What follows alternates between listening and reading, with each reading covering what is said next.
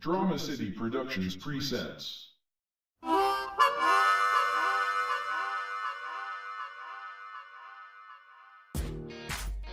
What's up, party people? You are listening to Conversations with Paycheck and Red, an inappropriate comedy podcast. Have you ever taken a photo of your own butthole? Do you enjoy the smell of hot dog water? Do you have random conversations about dildos? Well, this is the podcast for you. Just two good old boys having no-holds-barred conversations. All while laughing inappropriately.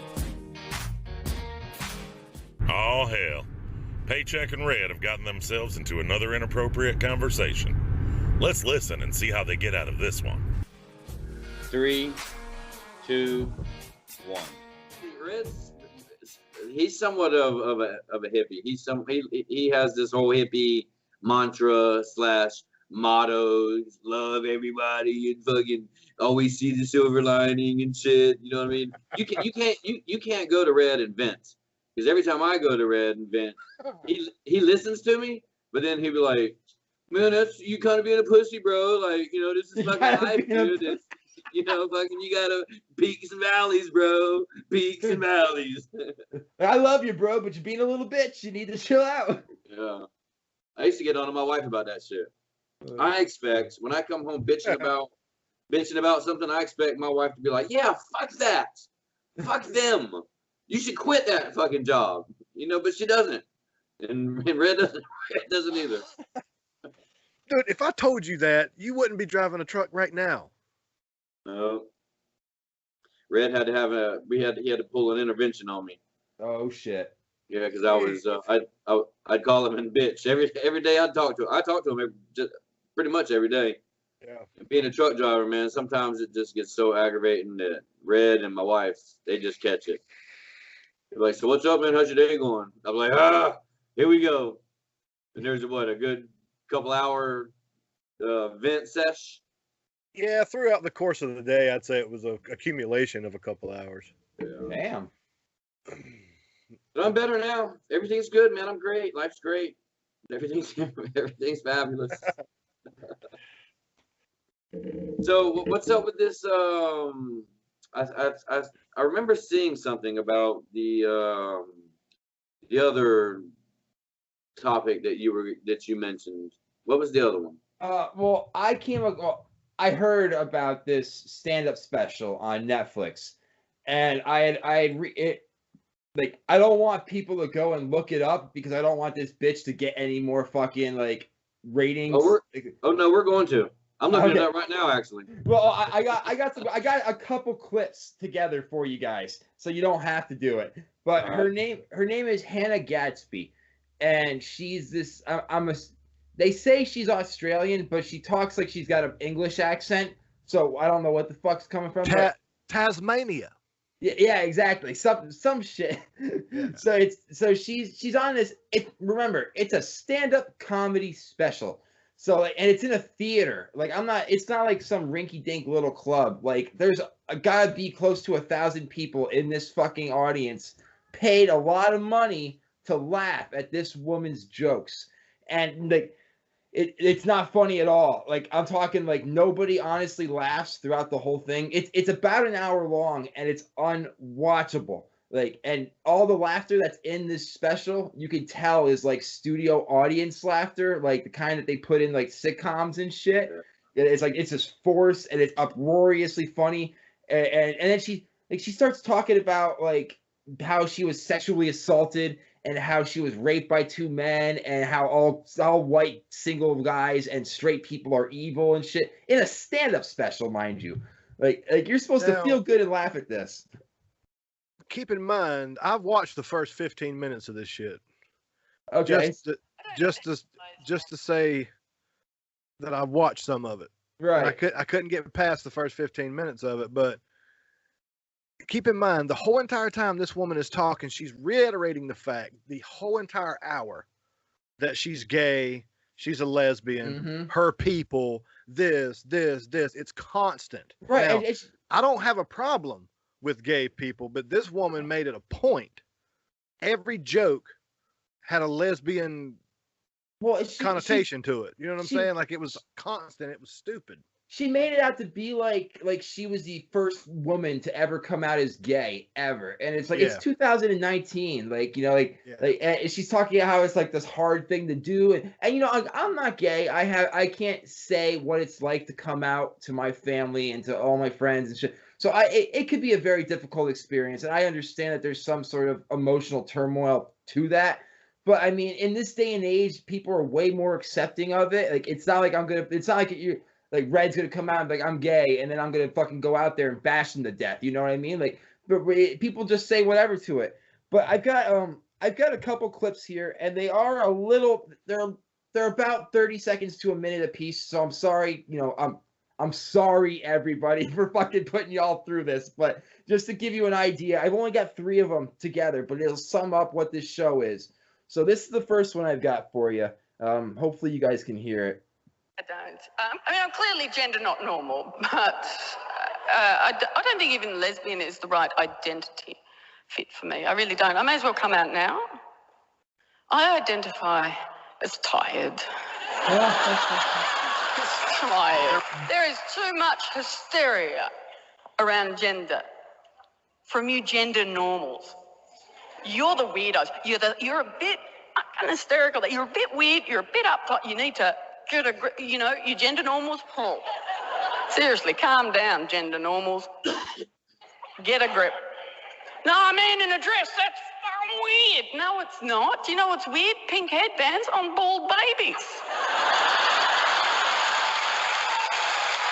Like, you see what I mean? Like the laughter is definitely like put in there post-production. Like. No, I'm sure you guys have seen a lot of stand-up specials. Like nobody laughs like that. Like there's always 1 or 2 people that laugh before everybody else, and then there's someone that claps after at inappropriate times. Like it's not just like it sounds like everyone got given a fucking microphone and we're just told to laugh directly into it. And like you said, like a lot of this special is just her talking about like how hard it is to be fucking gay. And I only played that first clip because it reminded me of a certain someone that you and I both know, Red, and I was watching this and I'm like, oh my god, this is like fucking par for that. Like he who shall not be named. You don't want to fucking give him any credit, but some people listening will know who we're talking about here. Yeah. But this next clip I'm going to play for you guys is what really sold it. I believe it's this next one. I got them all in one fucking file, so we'll find out. Like there's 2 different.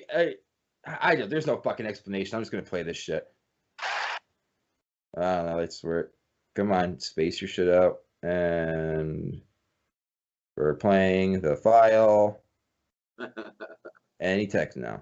This phone's. When I first started the comedy over a decade ago, always nothing but lesbian content, wall to wall. My first ever show was classic new gay comic 101, my coming out story. I told lots of cool jokes about homophobia. Really solved that problem.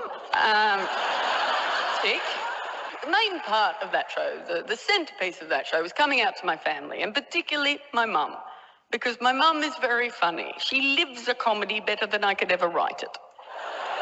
Because her response to me coming out, when I first told her that I was a little bit lesbian. A little bit. Baby steps. Her response was this. She's just going, oh, Hannah.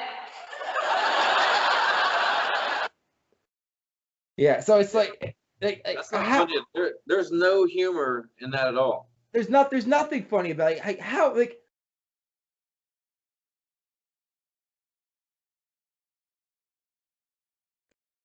more understandable to have, because I don't know if you guys have listened to TED Talks, but they have anybody on there talking about fucking whatever. So but why would Netflix fork over the money to this fucking this cunt? And it's an agenda. They're pushing an agenda. They're pushing the LGBTQ whatever. It's like some more have been added. I mean, I didn't get all the clips that I wanted to get for this special, because that would require me like watching this thing again. And I don't want to I can't put myself through that a second time. Like, I'd rather watch a Serbian film on a fucking loop than watch this shit. But it's this whole, like, she's trying to preach this message that comedy has changed itself to where now it's not about laughing. it's not about like having humor or telling lighthearted stories and making people laugh about shit. It's about preaching a message and about people learning a lesson from the, because God forbid we don't fucking take these things that she says to fucking heart. Yeah, Right. it's insane, man. Yeah, I watched the first 15 minutes of it, dude, and I sat there, crickets chirping the entire time. Like I could not even force a laugh on any of it. Yeah, Well, it's par for the course though, because this is going on in every aspect of entertainment. It's It no is. longer entertainment anymore. Look at athletes. What's going on these ball fields? You know, it's a political statement. You know, these comedians, because I watch a lot of stand-up specials. That's my genre of movies, and you know, I'm a truck driver, so I've had Sirius satellite radio, and I've kept it on the damn comedy channel the whole fucking time to stand up. Now it's if you listen to it now, like Red said, there's some that I can't get 15 minutes into it, because when you come out on stage and the very first thing you do is say "fuck Trump" or something to that nature. It could have been, it could have been "fuck Obama." It could have been anything. And I'll tell this little story to give you an understanding why. The wife and I, we live in Florida. She's a Florida Gator fan. I'm a Georgia Bulldog fan. I'm also a businessman. I could consider myself to be an entrepreneur. So we're riding down the road and we see several signs. I'm sure y'all can relate. That say "boiled peanuts ahead." Yeah, oh yeah. You know, them motherfuckers will stretch them out 25 miles. You know what I mean? These So fuckers will suck a dick for boiled nuts. So I get a little hankering for some boiled peanuts. I'm like, well, shit, you know, I like boiled peanuts. Talk to the wife. We was like, okay, well, we'll stop and get some peanuts. So when we get up there, the dude's got a Florida Gators canopy. So I told her, keep going. She was like, what? I was like, yeah, keep going. She was like, well, I thought we was getting boiled peanuts. I was like, no, he doesn't want to sell to me. He only wants to sell boiled peanuts to you. So when you put stuff out there like that, you immediately eliminate half of your client base. Oh, it's like everybody's gotta have, like, everyone's point has to be fucking heard, and everyone thinks that what they say is an original thought. Like, Yeah, like but I could think come about on what I this. just said. But think my analogy was that when they come out on stage and their very first thing, you know, they start talking about, because I watch a lot of I grew up in the hood, so I like a lot of black comics. So some of these new black comics, they'll come up and the first 5 minutes is "fuck Whitey." You know what I mean? That's a turnoff. Why would somebody in business? This is a business. I know it's for comedic value or whatever, but it's still a business. You're still there to earn money and earn a fan base. So when you first come out and you say "fuck Whitey," or, you know, the first 5 minutes is about, you know, fuck white people, that just seems like a poor business deal, decision.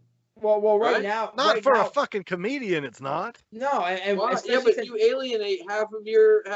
No, dude, I guarantee you, every fucking white person in America will laugh at that shit. Oh, yeah, except for the especially- prudes, the prudes. But Wait, so what he's saying? I'm a prude, and I couldn't get because I couldn't get through 5 minutes of them beating up Whitey. there you go. well, But where's the comedy in that? What if I wouldn't be able to watch a white guy sit up there and say, you know, kill black people or fuck black people? You ain't never told a black joke, Paycheck. Be Yeah. honest.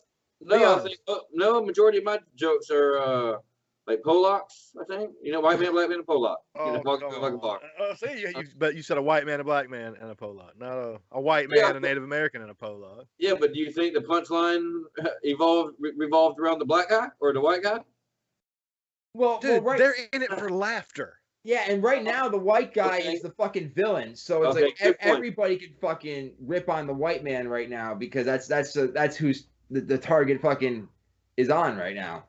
Okay, well, In the theater, whenever these people are standing on stage talking to the audience and making their whole point is to make them laugh. Right. And in that, if say it's a black comedian, probably 80 to 90% of his audience is going to be black people, but there's going to be white people just sprinkled off in the audience every now and again. no. Listen, hold on. Let me finish my thought. If that prude ass white person was to sit in between all them black people and not laugh, That would be his ass after the show. You know what I mean? You gotta laugh at that shit, man. So what you're saying is, and I believe it to be true, it's pretty common these days. If it's comedy, it's okay. I never said it was okay. I know, but think about comedy in itself, and think about all the comedians you've heard. Yeah. The idea of it, yeah. The idea of it. If it's comedy, it's okay. But if it's meant in a derogatory manner, then it's not okay. Right, but even if it's meant in a derogatory manner on stage at a comedy show, it could still fly. Who do you know that does that? All of them. Name one. Steve Harvey. No. No, Yeah. Steve Harvey does not do anti-white people jokes on his set. No. First of all, I don't even think he does stand-up anymore. I think he's too busy like telling you the fucking whatever Steve fucking Harvey, Family Duty's on her. No. Steve Harvey has a nationally syndicated radio show currently. Yeah. I listened to it. Yeah, and so you've heard them talk about, white people this, white people that. But I've also heard white comedians make black people jokes, and it's not on stage making people laugh. That is a private source of media. Yeah, but that way you're right. But talking about what Branden said, that only happens at the Apollo or places like that. A white guy, so you're not going to get away with that. It also depends on the context. Like you can't go full on Michael Richards and start shouting the fucking N-bomb at people because you're like that. It's funny, like that was fucking hilarious, but like only after the fact. In the moment, it's a horrible thing that he said. But like I Big J Okerson, fucking Ari Shaffir. I know a ton of white comedians that do a lot of racially material that's fucking. He's not white. Oh no. Okay, sorry, I was thinking about somebody else. Yeah, like I know a lot of white comedians that do racially based humor, and it's done in a tasteful way where it can be fun. It can be funny. Like you can poke fun at any situation in life and find the humor in it. Like I firmly believe that it's either all okay to make fun of or fucking none of it is. Dude, it just matters on how you do it. Richard Pryor and Red Fox built their fucking careers making fun of white people. That they built their careers on making fun of white people. No, Richard Pryor made his millions off of drugs and crack cocaine and hookers. Listen, a majority of his content was based around drugs and hookers, not white people. And white people, yes, it was. A very minor amount. I think you're reaching right now. You're reaching right now. That's what's happening. I'm not reaching right now. Okay, well, all right, not Richard Pryor. Fucking Red Fox. I mean, hell, go modern days. Listen to old Red. Listen to like real old Red Fox. That's all that motherfucker talks about. Right, but again, my point is, it's funny as shit because it's all true. But only in a comedy standpoint. I never heard Red Fox make a political statement about white people. It was, I guess. No. What I'm saying is, in a comedy on a comedy platform. Right, that's what I'm saying. I've never heard him say anything like that in a political platform, other than comedy. And I don't think Red Fox ever had a political platform, but comedians don't. They shouldn't have a fucking political platform. You shouldn't be getting your political opinions from fucking celebrities. Like yes, absolutely right. Like I don't give a fuck what Gwyneth Paltrow thinks because she's a horrible human being and I don't care. Like okay, I don't need. Whoa! Did something happen? I feel like there's a story here or something. Yeah, no, I mean I just have a hatred for the woman. She's a snake oil salesman. Like she's a shitty actress. I'm just going to go out there and say it. Like her acting is fucking shit. And she treats herself like she walks around and she has cinnamon bun scented farts. Like she's fucking the second coming of Jesus. She has that Goop website that just sells you like for the low price of $5,000, you can buy a fucking jade rock to shove up your vagina that'll fucking give you energy chakras and like what? Like, she's just a shitty fucking person. I'm not a fan of her. And who names their kid Apple? Red and I have had multiple conversations, and I believe we've even touched on it, a few of them in episodes, in the past. But the whole Hollywood scene itself is weird. A majority of your A-list celebrities are weird fucking people, I'd imagine. I think you would have to be. I think you'd have to be weird to be in that elite Hollywood environment. Well, yeah, I mean, because you make believe for a living, so of course you gotta fucking have a little bit of a odd characteristic to you. Dude, R. Kelly's bail is $1 million. Oh shit. That ain't shit. That ain't nothing. Right. That's what I'm saying. Yeah. Yeah, but it's not the bond is not subjected to right. No matter of who he is. So yeah, but what I'm saying is the shit that motherfucker has done, he can get out of jail for $1 million. $1 million is like reaching in your billfold and pulling out some damn bill. You know what I'm saying? Yeah, to somebody like that. What has he done? What has he been charged with? It's the statutory rape shit? Are they still getting him on that? Yeah, he was like keeping little kids hostage and shit and doing stuff to them. Like what? I don't know. Call him and see. Call him. I'm sure he'll tell you. Write him a letter. Do you have a toothpick in your mouth while we're podcasting? Yes, I do, actually. If you refer to CWPR handbook section 35-8.3, it specifically says you should not be chewing any gum or have any kind of toothpick or any obstructions in between your mouth and that microphone. Oh, do we need to talk to your union sponsor? CWPR is not union, okay? I didn't know if you was going rogue. You know what I mean? And got you a damn union member. Oh shit! You got your union card, boy. No, local 420. Yeah. There you go. You sure are vaping on that motherfucker a lot tonight. Your hashtag vape squad again? Sure. Yeah. Hashtag vape squad. Hashtag vape mod master. I mean, I'm kind of fishing for a vape sponsor actually, but you know. Yeah. I'm sure you're bound to get one at some point. Listen, I think I don't think that having a vape sponsor would, I don't think that's a fit for CWPR. Do you know how expensive this shit is? Yeah. I would like to have a vape sponsor, okay? Yeah, but we might as well have fucking like Tupperware sponsors at this point. Yeah, why not? Yeah, why not? I mean, hell, I'll sell dildos on Sacramento Sundays if it fucking pays. I mean, fuck yeah. Yeah, see, that's how Red is with the whole pod. He's willing to whore us out for not monetary, like we're not getting paid, but like Red's view is a lot different than my view of the podcast. So for me, is he like standing out on the corner being like, "I'll suck your dick for iTunes reviews," you know? Yeah, like dude hands out cards and shit. No, I don't. No, I don't. Hey, yeah, I believe he calls the local morning radio show. He's one of those guys that calls in every day in hopes to getting on the air just to say Conversations with Paycheck and Red. Check us out. Hey, I do that too. That's brilliant fucking marketing. What's wrong? I was actually tempted to put on a Sack 'em Up Sundays t-shirt before we did this conversation, just so I could have it fucking right here on my chest. What's wrong with shameless self-promoting? Well, no, social mingling. Yeah. Like we speak, our voices are heard across the world.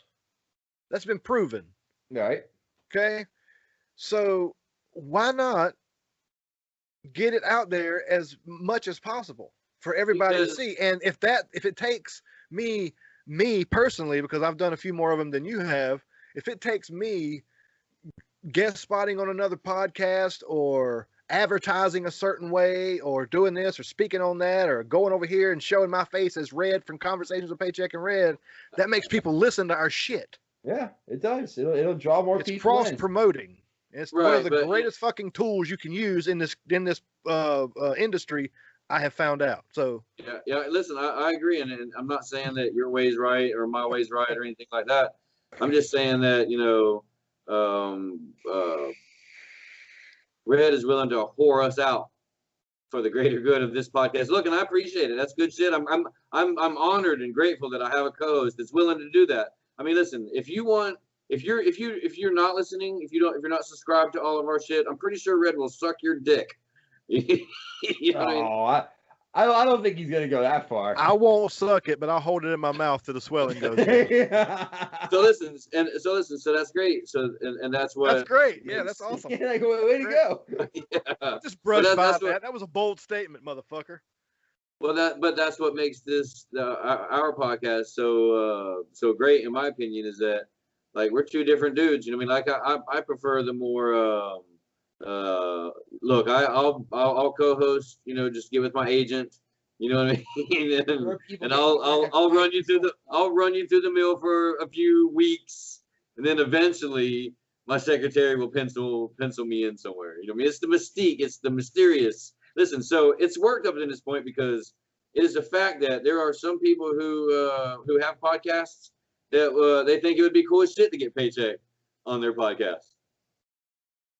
So it's working. Cool as shit. It's cool as shit whenever they have Red on their fucking podcast. Yeah, I know, but they can get rid anytime. You know, they can finger bang him when more they do exclusive. Oh yeah, Paycheck is trying to be the Elvis of Paycheck and Red.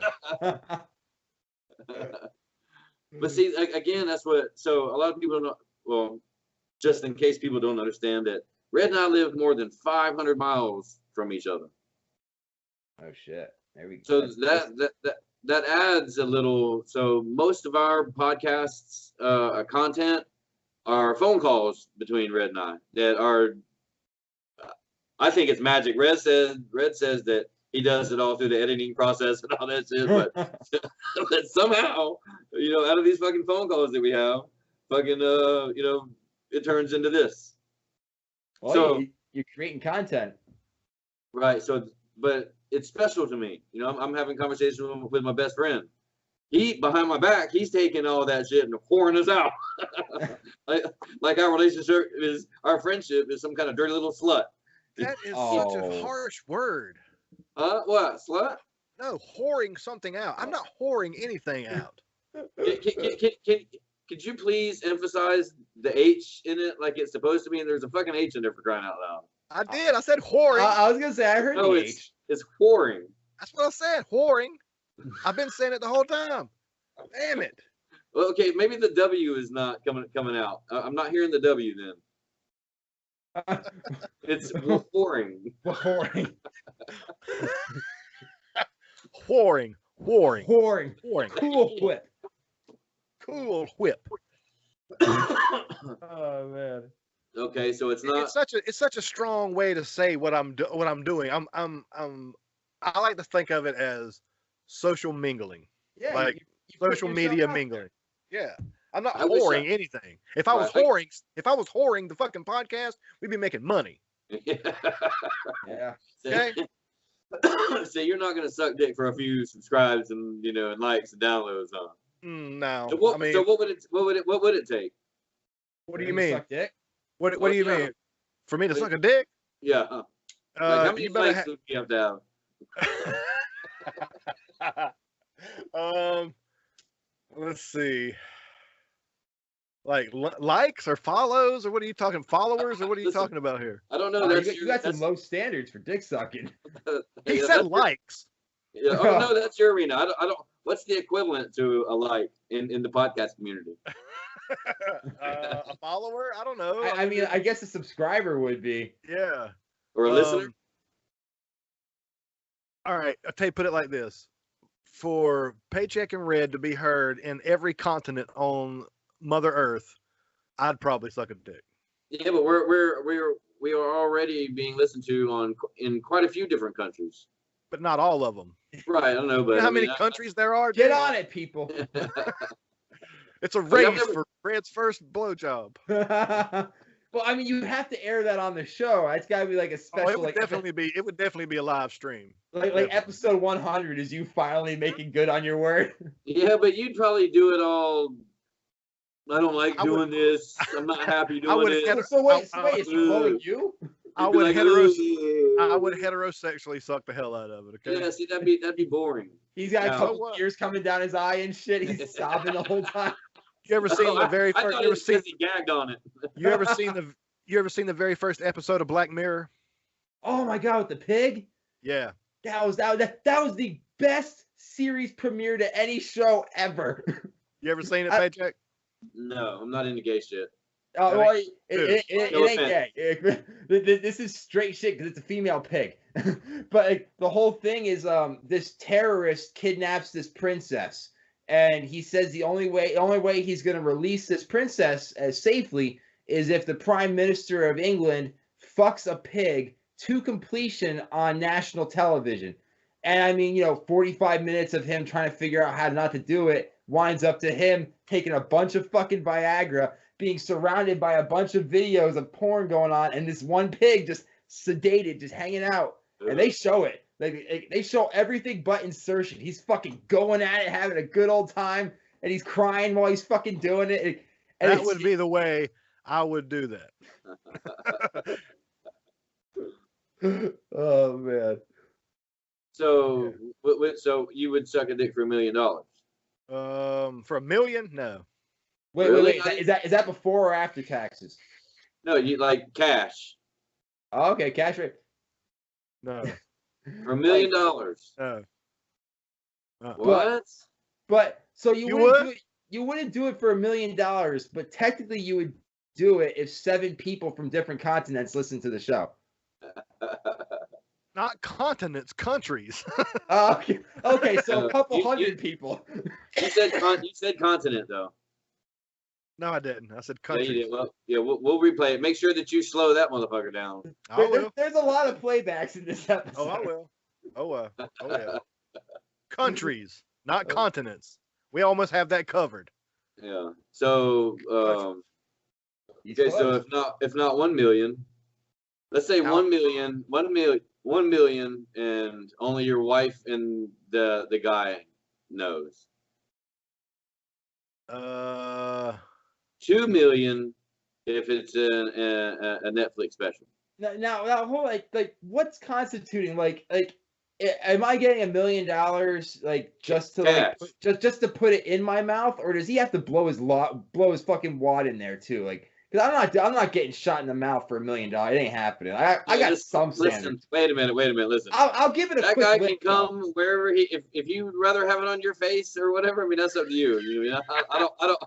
You know, I don't want to strip all your rights from you. You know, you should be able to decide where. I want a little bit of dignity while I'm forcing myself into this blowjob. No, not for $1 million. Okay, so if $2 million, but everybody knows. No. Everybody know, like calling all presses. For $2 $2 million? million? No, dude. What? No. I know that $2 million ain't what it once was. I understand what your thought process here, but yeah, I don't know, man. $2 million, tax free, cash money. It kind of sounds like he's about to make an offer to you once this microphone goes off. Where he's like, "Hey, man, I got a suitcase over here. I'll pay for your travel. I got $1 million." Listen, apparently you don't know Paycheck Red. I have slept in the same bed with this guy in many motels all throughout this country. Yes. Yeah, but at any point were you inside him? Well, I can't confirm nor deny. But we did party pretty hard, you know. Yeah. There was one time we spent, I think, 6 days in St. Louis. Yeah. 6 days. Whew. And there was One party right after the other every single fucking night. It was one Yeah. constant fucking party. There was probably about 30 people all staying in that house. Yep. Damn. Now, for 100 million, yeah. No, man, you're full of yourself, bro. Nobody wants to see you blowing some guy for $100 million. Okay, well, first of all, if it's going to be $100 million, I want that to be the world's greatest blowjob. Like, No, dude, we're that's a talking lot. Like, about I don't want someone with no experience fucking going in like a toothy son of a bitch.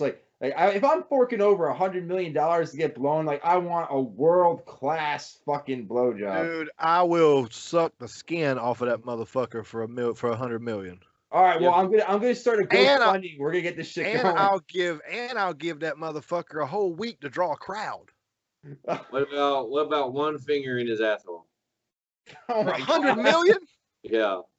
Dude, I'll go elbow deep in that motherfucker if he wants me to for 100 million. Whoa! What kind of guy do you think this guy is? He's a let's sensible keep- lover.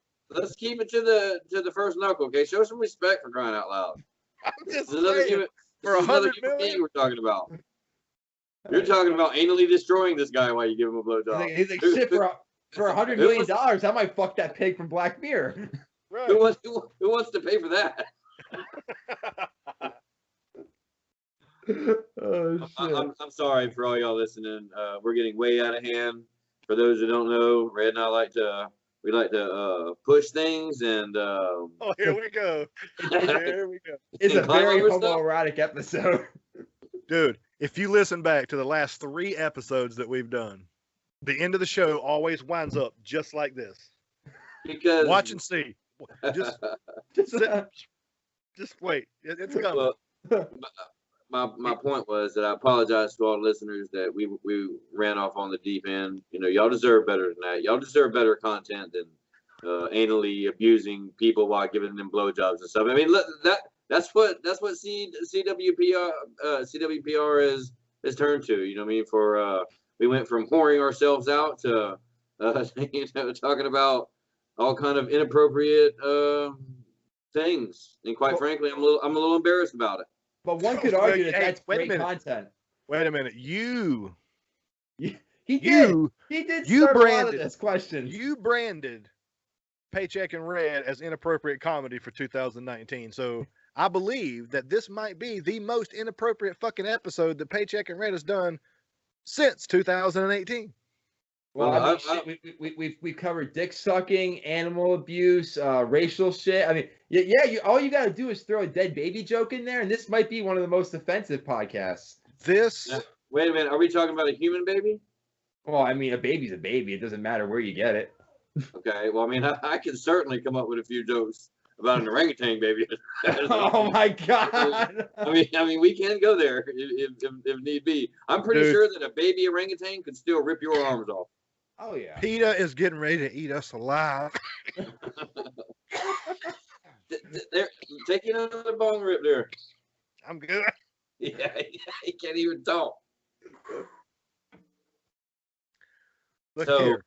So drugs in the workplace. What do you do for a living? Me, I do a lot. I do a lot of work with sheet metal for HVAC stuff. So I build a lot of like duct work for industrial air conditioning units and whatnot. I'm What a assuming fucking you took- segue, Paycheck. Yeah, What I know, a right? Fucking We segue. literally went from talking about like dead baby orangutans to fucking Listen. work. If there's one thing about CWPR and myself is that we like to keep it fluid. Okay, so we're gonna keep it moving. We're gonna keep things fluid. We're gonna be like water. It'd be like water. Okay. So how So, about them dead baby orangutans? Brandon, what do you do for a living? Yeah, right. Listen, I like to tiptoe around inappropriate shit. You know what I mean? I don't like to hang out. You know what I mean? That's where we differ. I'll dive right into that fucker. Yeah, man. I mean, come on. So I'm assuming that you took a pre-employment urinalysis test. Oh no, not for my job. My job's fucking glorious. Like I was having issues with the coworker when I first started, and my boss came up to me. He's like, "Look, I don't care what you guys do after work. You need to smoke some fucking joints together. Do some meth, like whatever the fuck you gotta do to fucking chill out." So like as long as I'm not going to work high, they don't care what I do.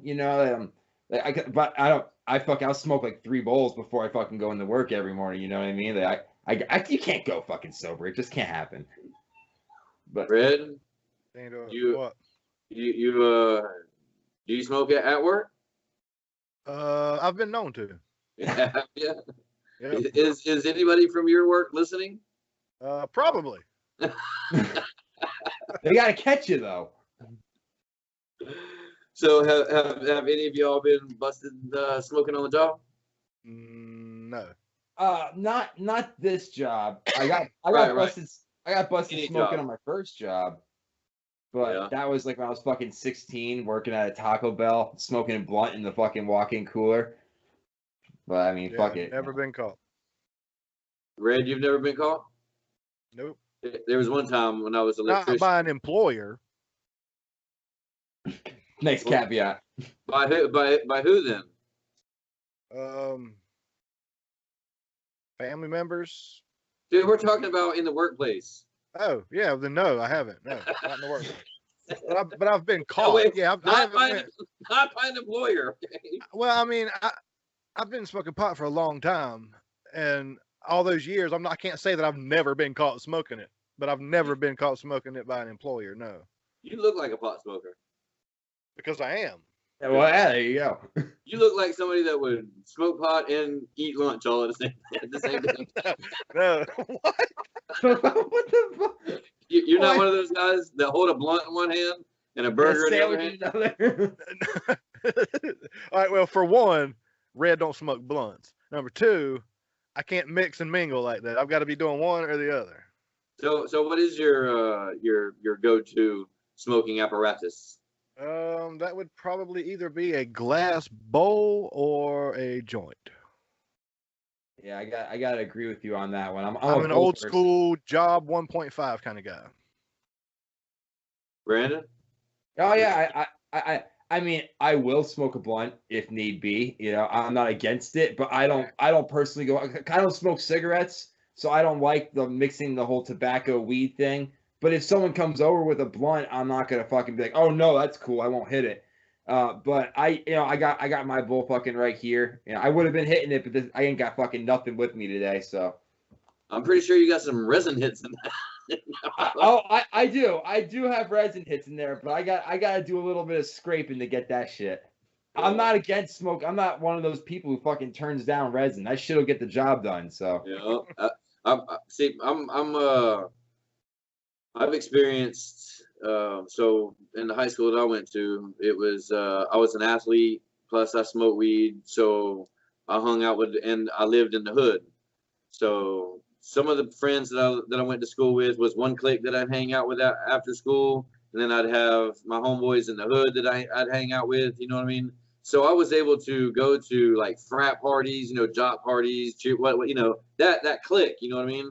And one thing I noticed is that bowls, joints, bongs, those are all white people apparatuses. Anyway, listen, You evidently ain't hung around the black people I've hung around with. I know. No, yeah, but I'm talking about people in the hood. And I don't think I have ever smoked a bowl in the hood. I've smoked many of blunts, but I don't think I've ever smoked a bowl or hit a water bong or anything. Now, You need to get out more, man. Yeah, when you say in the hood, Dude, I'm a world traveler. when you say in the hood though, are you talking like just black people, or are you just talking like street people? Like No, black people. Okay, yeah, I mean, like I know, like I know a lot of them do in a blunt, like blunts, but I also know I know a lot of black people wait a smoke minute. bowls and. Did you just say that? I know a few black people. Yeah, of course. You know, like it's not all of them. You can't be racist then.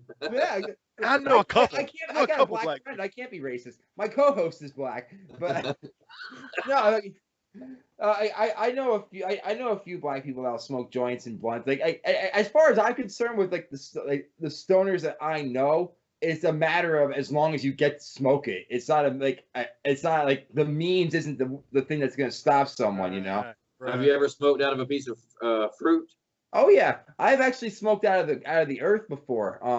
I've dug a small hole and then poked the fuck. Yeah, I know. I dug a small hole and I poked a hole on the sides to come out at an angle, and then over that hole I put a fucking cap of a 20-ounce soda bottle over that, and then I put a bunch of small pebbles in the big hole, and that was like my screen. And you put the weed in there and fucking just smoke using the mouthpiece of the bottle. And in a pinch, dude, shit gets done. Like my glasses, I've used my glasses to spark joints before. You know, like I'm a fucking Boy Scout stoner. You know, anything will do in a pinch. Like I'm like an avocado, a snorkel, and a nice pick. Yeah, What do you exactly. No way. Yeah, Dude, I have done that. No way. It takes about 20 minutes, and you need a steady hand to do that shit. But it will get done. Yeah, I've done that. That's like the one thing. If I ever get lost in the woods, I know that I can at least have fire because my glasses will fucking start a forest fire. Yeah. How many times you ever heard anybody say that, Paycheck? My glasses will start a forest fire. Never. I did see something on Facebook. It was scrolling through. There were glasses. I think you saw it. There were glasses that had a little compartment where you open it up and you light the weed. It's the compartment is somewhere on the arm on the leg of the sun. Yeah. Yeah, and then you smoke through the back of the earpiece. Oh, it comes around and shit. Well, it was if you took your glasses off and stuck the earpiece in the back into your mouth, that's where you. That's where you smoke. Okay. No. That's actually kind of nifty. Like if it doesn't look like if it's not blatantly obvious what it is, and that's pretty cool. Yeah, it's not blatantly obvious at all. No, they have sunglasses on. The girl takes them off, turns the glasses like this sideways, flips up a little compartment door on the leg of the glasses, puts it in her mouth like this, and sparks it up that way. I got my leg of the glasses. I got my brother a birthday gift that was a coffee mug, and on the front of the bottom of it, it had the little section for your bowl where you pack everything, and then at the round part where your thumb goes into on the handle, that's where your mouthpiece was. So you go to take your drink, and then all of a sudden yeah, seen those too. I knew a guy. It was my first concert. It was back in the '90s. It was a Smoking Grooves concert. All the greats were there. Busta, Cypress Hill, Fugees, Wu-Tang Clan, all the old greats. So I knew that it's common sense that you could be searched. I mean, especially if you bring a bag and whatever. So my buddy wore flip flops and he had the weirdest feet. It was almost like he had arthritis. So his toes would kind of curl like this a little bit. So this dude literally stuck like 4 or 5 joints right up under his toes and wore flip flops. And because of the way his toes kind of curled under, like they didn't come out. You know what I mean? So the whole time I'm thinking, dude, how are we gonna openly smoke fucking weed? This was an outdoor venue. Yeah. People fucking everywhere, dude. We were out on the lawn. It was badass. So when we first got there, I'm watching everything, and I keep thinking, because I was a smoker, damn, I'm gonna smoke, but how are we gonna smoke? We're gonna have to go into the portalet or whatever. So all of a sudden, dude, when fucking I think Cypress Hill came out, dude, just the smell of weed was everywhere. And at that point, I understood how we were gonna get away with it. We were gonna get away with it. Oh shit! Y'all ever smoke at a concert? Oh yeah. Yeah, dude. What? I mean, everyone except for my first concert, but that's only because I was young and my dad took me to it, and I couldn't. Yeah, exactly. Like I couldn't fucking break away to smoke anything, so I had to fucking sit there and hang out with them. But you might as well go over to the roughneckbeardcompany.com and get you some beard products. Take care of that best friend on your face. They'll thank you for it later. Make sure to use promo code Paycheck15 to save 15% off your next order. And then you might be able to put in, if they allow you to put multiple codes in there, put Wayne sent me for an additional 10%. Hell yeah. Oh yeah. One of the greatest moments of my life was my first concert with my dad. Hank Williams Jr. and the Kentucky Headhunters. Oh shit! There you go. But y'all both smoked, so that wasn't a big Not deal. when I was 13. Oh no. No. Did you smoke there? I didn't smoke when I was. I think I started smoking weed when I was like 14, 15, something like that. So I don't even think I smoked then. But I'm saying like my first concert that I've never smoked weed at was the very first one I went to with my dad. My dad took me. Hank Williams Jr. and the Kentucky Headhunters. So did your dad not smoke there? Oh yeah. So see, in hindsight, I knew I smelled something weird, you know what I mean? But I didn't know what it was. And then when I started smoking, I was like, oh yeah, that's what that was. Right. You know what I mean? So yeah, they were all my dad's buddies and him, and I was over here, woo, Hank Williams Jr. and all this kind of stuff. I'm 13. And while I'm off fucking hanking it up, they're in the background, you know what I mean? Like smoking or whatever. So at some point, was there a conversation had between you and your dad about him smoking? What do you mean? Well, like I imagine that if a parent smokes at some point they would have to have some kind of conversation with their kids about, hey, what goes on at this house stays at this house. You know what I mean? You're gonna go through a DARE program. I don't want you to blurt out, hey, my dad's got that fucking. You know what I mean? No, dude. No? Like by the time Not I one went, conversation. well, by the time that started happening in middle school, when I first started smoking weed, I already knew what it was by then. You know what I mean? And I knew that it was, a taboo thing, that you didn't really talk about it. You know what I mean? So it was cool for people not to know that you smoked back then. You know what I mean? It was cool it was cool to keep it a secret. So I didn't start smoking with my dad till I was like 17, 18, maybe. Okay, so wait a minute. So you're telling me that you didn't know that your dad was smoking weed until you started smoking weed in junior high? Well, no. I come to realize he wasn't able to put it together until he started smoking. Coming up into middle school, 13, 14 years old, 15 years old or whatever, into high school, I didn't know what it smelled like. And then gradually, as I hung around the cool kids or whatever, I figured out what it was, and I started smoking it myself. And then I had this realization, that's what I've been smelling this whole time. And So I at put no it together. point, so did you not have chores as a kid? Like you didn't have chores to clean up the living room, empty out ashtrays and shit? Yeah, my dad didn't leave roaches in the fucking cigarette ashtrays in the house, man. No. My dad had a thing to where he would put his roaches in the back of his cigarette pack. Yeah. Right here, so he could come back to it later. So you've never stolen any of your dad's weed? Absolutely not. No. No. That's how I found out about, that's how my dad found out about me smoking, was because I went through his shit and I found his fucking little grow room with his plants, and I found his bag, and I was like, you're fucking young, you don't understand the concept of pinching a bag so that no one notices that it's not taken. so like I'm fucking like, okay, well, one handful isn't gonna fucking make a big difference, you know what I mean? He fucking storms downstairs, he fucking sees me rolling up shit. And we argue back and forth about it, because I was 12, 13 at the time, and I was only doing it because I couldn't sleep. I was going like 3-4 days without sleep. So my brother was like, "Here, fucking smoke this and pass out." And as soon as I think it was like the 3rd or 4th day that I was actually smoking, my dad caught me from doing this. And then he comes back down, like after yelling at me, he goes up into his room, and he comes back down a couple hours later with a few joints. He's like, "Okay, you know I do, and I know you do, and we're only gonna do this once." So he fucking sits me down, and we start smoking together, and it was the most awkward experience I've ever had with my father, because it was so silent. He didn't say a fucking thing the entire time, and I was young, and I'm nervous, and I don't know what I'm doing when I'm smoking, I don't know how. No, when you first start, no one knows how to hit the joint right, and the whole holding it in, and no etiquette at all. Yeah, exactly. So it's like in cartoons when you see like kids smoking cigarettes, like they're doing the joints, and like no one's fucking doing shit right. And I'm sitting there like, okay, I know I'm doing something wrong, but maybe he'll show me the way. But he's just like staring off into the fucking distance, just like, I can't believe I'm fucking doing this shit. No, man. All right. My grandfather passed away some years ago, and we went to Virginia, where he's from, to go to his funeral and all that kind of stuff. And me and my cousins, we had been smoking together.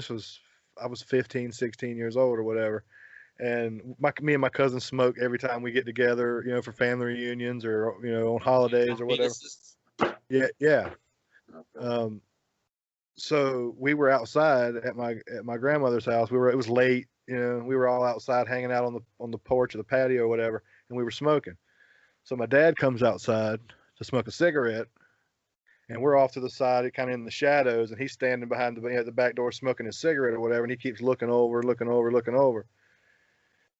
And he just casually walks over. So what are y'all doing? Y'all hanging out or whatever? And we're like, yeah. And I'm, standing with my arms crossed with the bowl cupped in my hands like this, you know what I mean, where he can't see it. And he's making small talk, picking on my cousins and shit. And he looks over at me, with that kind of side eye or whatever. And he sees the bowl in my hand. And he just goes, so you gonna pass that shit or what? Oh. And I'm like, what are you talking about, dude? He was like, that fucking bowl in your hand, dude. I'm like, what? Oh, yeah, here. And I just handed it to him. And I smoked with my dad ever since. How awesome would it have been if you said, "You didn't put in on this, man"? Yeah, that's right. Like, dude, No, sorry, dude, man. like- You got to buy into this fucker. Yeah, like the very first ever time. Now, I did pull that shit on him a few times later on through the years or whatever, but as a joke, of course. But at that time, I was like, oh, yeah, hell yeah, here, hit it. You know what I mean? It was the first time ever smoking with my dad. It was awkward as shit, but after that, it was, Well, It's weird that's just- as time progresses, we find out all the medicinal benefits of cannabis. I know this Yeah. girl right now who's going through her third bout with cancer, and I was talking to her about the pens, the cartridges that are out now. Yep. So you can be a business professional, creep out to the side of the building real quick or in your car or whatever, puff on this motherfucker, and it's no smell. You know what I mean? But it would help her.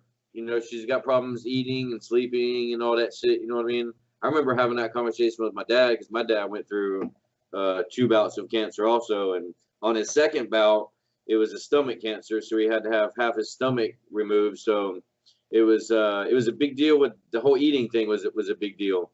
So if you get high, I mean, the munchies, that's all part of the game. You know what I mean? So if you're having problems eating, smoke you a little joint or whatever, and yeah, you'll be. I would assume that you'd be in that fucking kitchen eating shit. See, I've come to the point in my cannabis career that I don't hardly ever get the munchies anymore. No, Yeah, I agree. I really don't. I mean, I'll eat a little something just to keep the hunger pain from coming, but I don't sit there and like eat up every fucking thing in the house. I don't get the munchies anymore. I've come to that point in my cannabis career to where I don't do that. I agree. Like Yeah. I used to get stoned and like I was a stoner chef. I used to I would mash foods together to make something fucking awesome and delicious, Yep. But I was like the Gordon Ramsay of fucking munchies and this shit. But as time went on, like you said, I'll smoke a little bit and then maybe afterwards I'll grab something like maybe at the biggest munchie I'll get, make maybe a bowl of cereal or Right. something like that. Yep. But the thing I miss from smoking, I miss the giggles. That's the one thing. Like when you first start smoking, I used to giggle like a motherfucker. Like everything was hysterical. And Yeah. now it's just like I had to watch something or experience something really funny to laugh. But I miss the days where I could just laugh my ass off from the fridge shutting. Yeah, every now and then I'll get what my kids like to call your giggle box turning over, where I just fucking uncontrollably laugh, can't stop. Every time I look at something or look at the person that made the joke, it just flares up and I laugh my ass off for hours. That occasionally happens, but no, I don't do the giggles anymore either. Well, when I smoked, it was for me the munchies always ruined my buzz. Like when you eat, after you get high and then you get the munchies. When you eat, that to me that's when you start coming down. Like food always made me come off my high. I could see that if I ate like an excessive amount of food, but like something small like a candy bar or something like that, it wouldn't really take the high away. Physical activities would get me going. Like I love smoking and going for hikes and shit, but I know that if I smoke a joint and then I start my adventure, it's not going to take long for me to come down and want to fucking smoke again. So I'll usually wait. Oh yeah. Red, what about you? You like to do any biking? I've been trying to. It's funny you say that. I've been actually trying to get my hands on a kayak, man. Oh, I love fucking kayaking. There's a lot of like not like big ass rapids or anything, but part of the rivers down here have fast running water and it whitecaps a little bit, and I want to check out kayaking one time. Yeah, but I imagine you're one of those guys that would. Are you one of those guys that wear your shirt in the pool?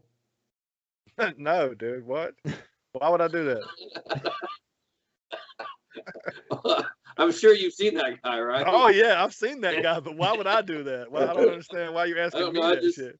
That just seems like the Are you West fat Virginia shaming me right now? No, I have been to a water park with you, and I know that you took your shirt off. I mean, it wasn't directed towards you. I mean, Yeah, okay. well, I guess it was. I mean, you did ask him the question. Right. Yeah, no, I'm not the guy that wears a shirt in the pool. Yeah. I still don't understand how that relates to him kayaking though. I don't either. Because he's gonna be in the kayak, white water rafting with a damn shirt on. Well, I mean, I would too. Really? I have I love it. Kayaking is one of my favorite things to do, and not like it looks fun as shit. It's so like I even just like roll up a couple joints and float out in the middle of the lake and just fucking sit there. It's so peaceful. It's one of my favorite things to do. But like 8 times, like maybe 6 times out of 10, I'm wearing a shirt. Well, I mean, Yeah, I've done the floating that they do. They get the inner tubes and shit. And Yeah. They float down the rivers together and they drink beer and shit. I've done that. That's fun as hell. Oh But yeah. I just want to kayak. You know what I mean? Just float down the river. Maybe bring me a 6-pack. Maybe a couple dubes, and just do my thing. You know what I mean? Like, Hey, whoa! A couple of dudes. He's got you there. I'm pretty sure you said you was gonna bring some beer. And they're not going to have their shirts on. They got to have Oh. their shirts off. So that's Red's idea. Have a good time kayaking with a bunch of dudes and beer. actually, for the record, I said doob with a B, like short for doobie. You know? Yeah. I walked into that one. That's my fault. You did. You served that shit up. Yeah, I did. But listen, in theory, I mean that doesn't sound far fetched. You know, you and a couple buddies, you want to go kayaking. I get it, but it was just the way you said it. You want to go kayaking. Well, see, if I was gonna say I'm gonna go kayaking with a couple of my buddies, I wouldn't say I'm gonna, a 6-pack and some dudes. That's not how I would say that. So you're gonna go It would- cruising for some kayaking buddies. Yeah, it would just be me and some buddies of mine are gonna go kayak, and I wouldn't say get a 6-pack and some dudes. I mean, I wouldn't do that. Well, see, but technically you would be doing that. It's just not the way that you think that it. Yeah. Right? Yeah. But see, he all right. So I love Red. He's family at this point, and I'm gonna have to forbid you to do any kind of damn kayaking because I think you have the wrong idea. I think you have the wrong idea of what kayaking is, and I say that because of your previous statement about a 6-pack and a couple of dudes. So you're picturing just casually, floating down the damn river like you did on the inner tube, drinking some beer. So, but the reality of it is, although it's not, the fast pace, but you're gonna have to work those oars. You know what I mean? No shit. Yeah. So wait a minute. The whole fucking river is not white rafting. The whole fucking river's not.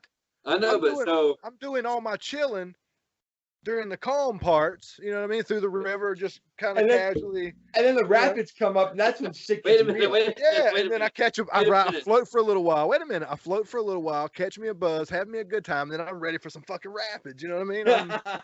Yeah, but show me your rowing style. Show me that again. Wait,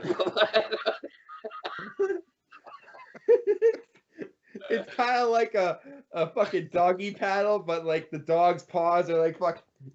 Yeah. Why are they way up there? Why are your oars so high up there? Yeah, this is how you do it, right, guys? Yeah, that's it. I'm right? kayaking. Yeah. I don't know, just so you could see it. If I did it down here, you wouldn't be able. It'd look like way weirder. You know what I mean? So I have to do it up here. For the people watching, I have to put it up here so you can see it. So here's what I'm picturing. Red's in the chaos of the damn treacherous whitewater rapids while he's vaping, smoking cigarettes. He's got a damn cigarette hanging out of his mouth. Wait, he's with vaping and smoking? With a 12-pack, with his fanny pack and Crocs on. Well, I mean, Shirtless. In a whitewater rapid situation, I feel like that's a perfect use for the fanny pack. Well, I mean, What? First aid equipment? flotation device, motherfucker. Well, that and storage. I mean, you got to keep your stuff somewhere, you know. He does. Look. He keeps it in his cargo shorts. Look, the whole fanny pack thing is, and Paycheck can attest to this because he's been to a lot of them with me, going back to these beard competitions that we go to.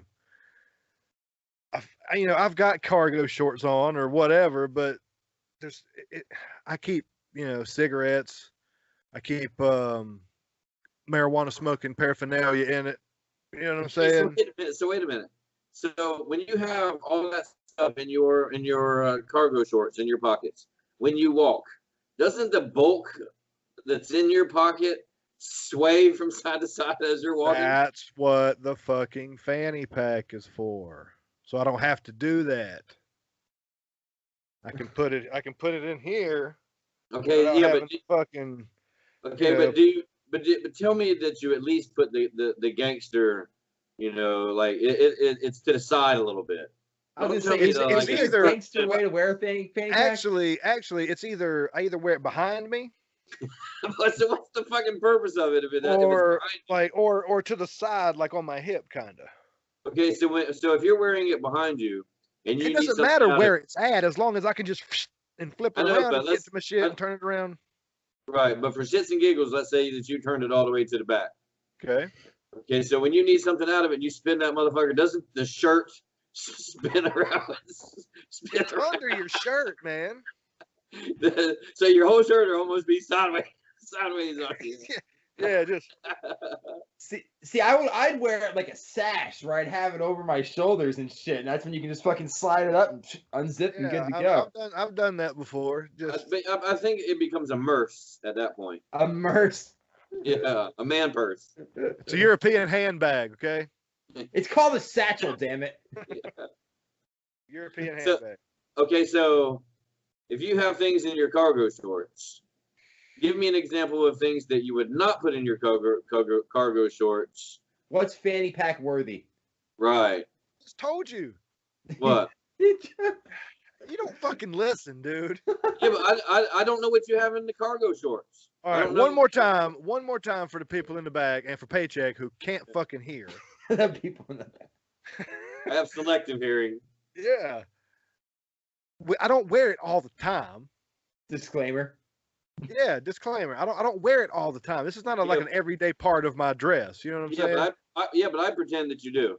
Okay, well that's fine, but in practicality here, I don't use it every day. If I'm going to a beard competition or if I'm going to, I'm definitely going to wear it when I hang out with you. You know what I'm saying? So I put cigarettes, lighter, marijuana smoking paraphernalia, just random things. Like if I'm at a beard competition and somebody, throws me a pack of like buttons for your fucking vest or whatever, I'll just throw in a little fanny pack. That way I can go back to them later. What's the difference in that and shoving them in your pocket? It's the same thing, but it's just an extra pocket. It's just a little something where I know everything is right here instead of fucking, where the hell is that shit? You know what I mean? Like, it's right here. Yeah, well, I guess I'm asking him, and Branden kind of asked it. So let's lay all your items on the table. Are there items that go in your cargo shorts and some items go in your fanny pack? Like, do you have it, If I'm wearing it, most of it just gravitates around the fanny pack. But if I'm not wearing it, it all goes in my pockets. I don't have things, okay, I'm going to put this in this pocket, this in this pocket, this goes in the fanny pack. It's not like that. Okay, oh, so no, my cell phone's got to go in my fanny pack. Yeah, definitely. Cell phone definitely goes in there. So because you chose to take the lazy way out and not organize your item. Wait a minute. And not listen, and not organize the items that you're carrying. I imagine that when you go to grab a cigarette or you go to grab something, I bet you're tapping all kind of damn pockets and digging in all kind of damn keep pockets. It all right here. That's in the fanny purpose pack of the fucking fanny pack. Yes. I know, but what if these items didn't go? They didn't make the cut to be in the fanny cut. They always make the cut. I know, but in the fanny pack. Yes. So what kind of fanny pack are you running here to where anything can go into fucking fanny pack? It's an equal opportunity fanny pack, first of all. Okay, so wait a minute. This is a woke fanny pack. It depends on the application. It depends on what I'm doing. Okay, so and if it fits, I imagine it's got to fit in the fanny pack right, first. But most of the time, it's at a beard competition or something, or where I'm out with friends and shit all day. Okay, so or family. I've worn it on vacation, just something to keep up with, like, the room key card and fucking, amusement park tickets and shit. Yeah, just stuff like that. It depends on the application. Okay, well, let's count them. How many pockets are on cargo shorts? 1, 2, 3, 4, 5, 6. 6. All right, so you're telling me out of 6 pockets that is not substantial enough space, for you to carry your personal items. And to be fair, cargo shorts are fairly big pockets. All right, but how aggravating is it to have your cell phone in in the leg of the cargo shorts with your wallet in the other side, keys, and they're fucking slapping you in the leg? That shit's aggravating. I'm with you, Red. Trust me. I don't have a fanny pack myself, but you're kind of. And first of all, this is the most fanny pack talk I've had maybe ever. That's what we do here on CWPR. Yeah, but I feel like the more we talk about it, the more you're selling me on the idea. Because like I don't wear cargo shorts anymore, but I'm a man of very few pockets and a lot of things that go into said pockets. Right. So maybe that's my solution. What do you wear, like jorts? Well, that's the thing, Paycheck. I actually don't wear anything at all. I'm not. There's no pants or nothing under. Motherfucker said jorts. I know. What the fuck? Listen, I have seen a guy wearing jorts that had 0 back pockets on it. Like, wait a fucking. I'm too cool for these fuckers and ripped them off. No, they were cut that high.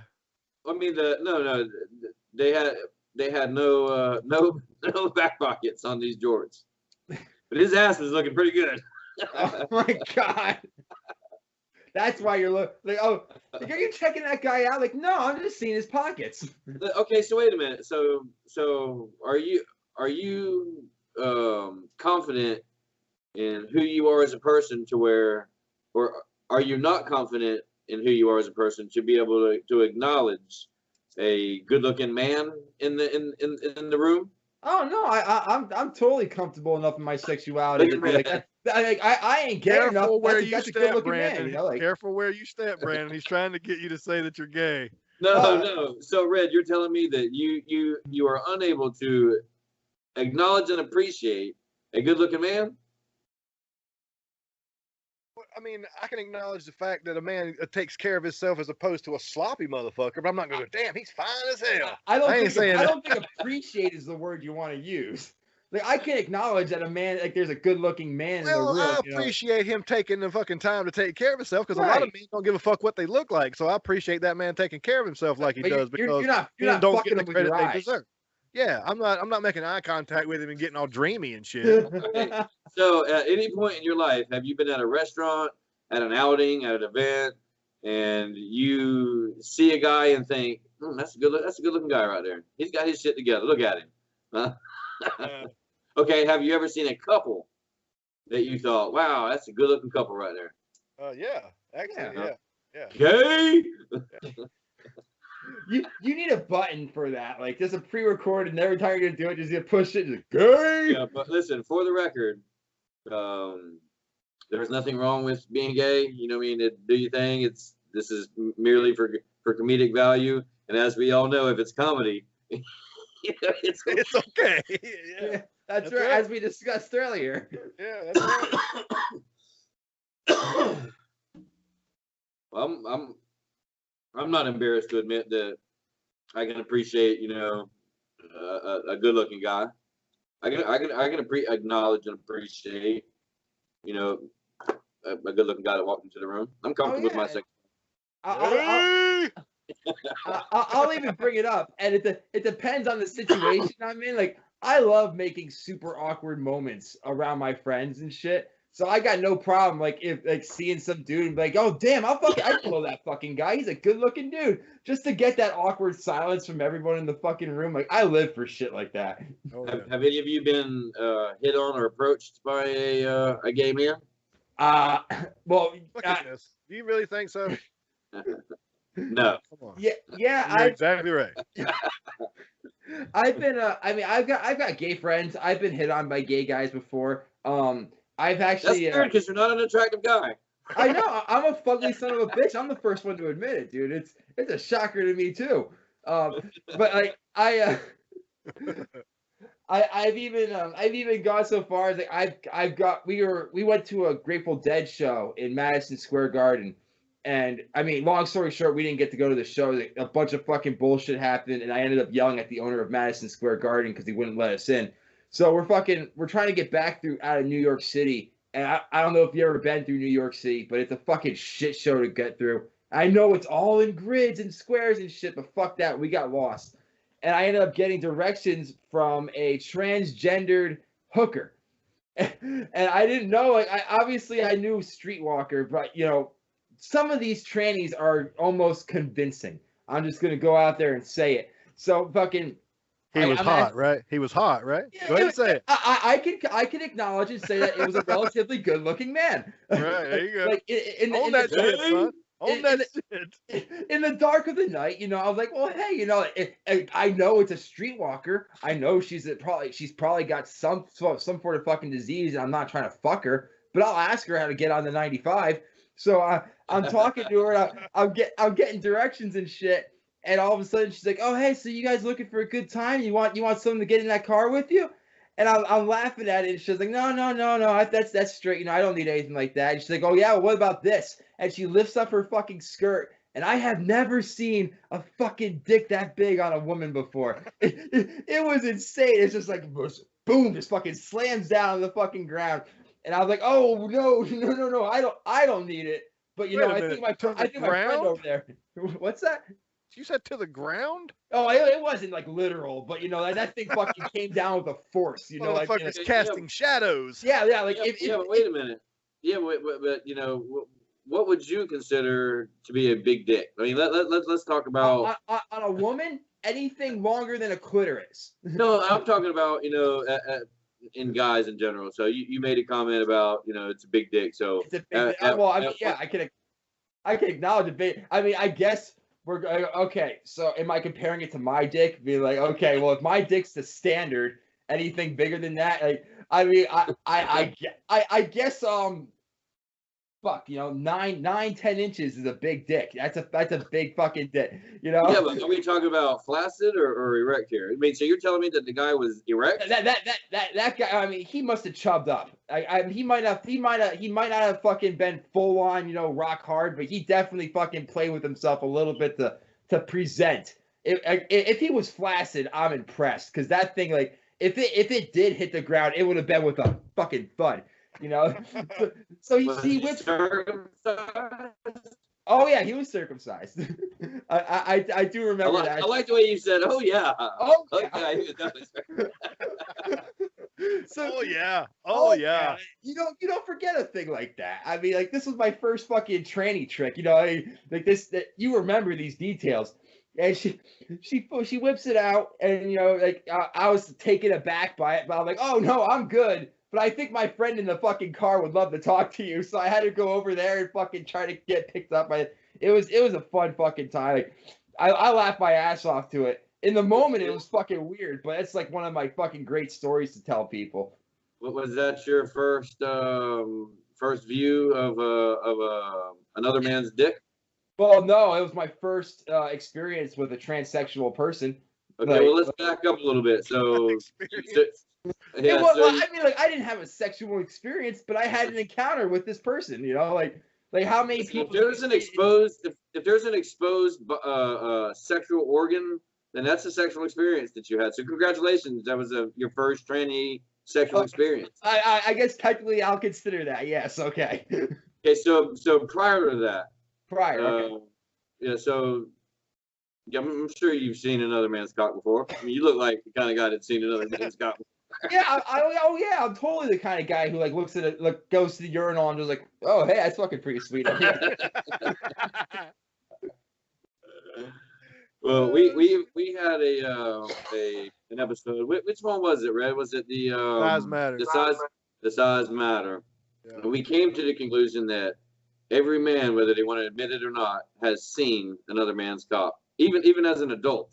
In real life, not a picture of one, not a video just of one. Been encountered with, yeah. Well, I take back my last comment. Not as an adult, but in general, most males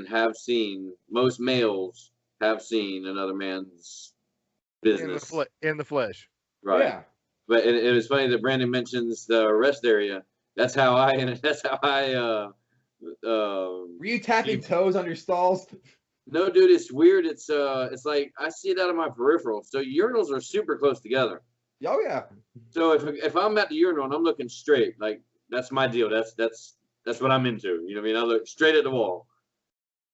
another guy comes up beside me. I can see in my peripheral vision that somebody has, just pulled up, beside me, and my peripheral vision picks up, the Like this dude's got a dick. yeah. So I've been to prison, and I lived the whole street, street. So Paycheck's a gazer. No, we've talked about this. Paycheck's a gazer. No, that's not true. We've talked about this. What happens is that they come looking for me. I know what happens is because of my being in prison or whatever, I'm that guy that I'm always looking over my shoulder. It's a security thing that I have to deal with. So while I'm at the urinal pissing, there's a lot of traffic going on behind me, people coming in and out. So I look back, to see who's behind me. And so imagine I'm looking at the wall, I'm looking straight, and I'm pissing, and I go to look back. My vision just, it just looks down at the penis and comes back up to see you. Oh, hey, that's penis right there. Hey, how you doing? Paycheck's real CB handle is Seabass. No, it's pickle bread. Branden, did you know what pickle bread is? Have you ever had pickle bread? No, I can't say I have. Have you ever heard of it? Nope. So in North Carolina, they don't have any pickle bread up there? If they do, I've stayed away from it for some time. Well, it's Red, you know what pickle bread is, right? Oh yeah. Okay. So I was a long haul truck driver, and when you go long haul, there's a lot of boredom that goes on. So I used to get on the radio and I'd yell on the radio, and I'd yell at the other truck drivers. I'd be like, "How about it there northbound?" And they were like, "Yeah, come on." I was like, "Hey, I'm jumping off here at the 352 yardstick over here. I got a couple pallets of this pickle bread that the receiver rejected, and shoot, I'm damn near giving it away." And they'll come back and be like, "What you got?" Did I tell them what it was already? No. Okay, so I tell them what it is, and some of them they'll be like, "Yeah, man, I've had some of that stuff. I'll meet you." And some of them will come on and they'll be like, "Man, I ain't never heard of no damn pickle bread, man. What is pickle bread?" And I'll tell them, "Come on, driver, you know what that pickle bread is, man. That's that old dildo."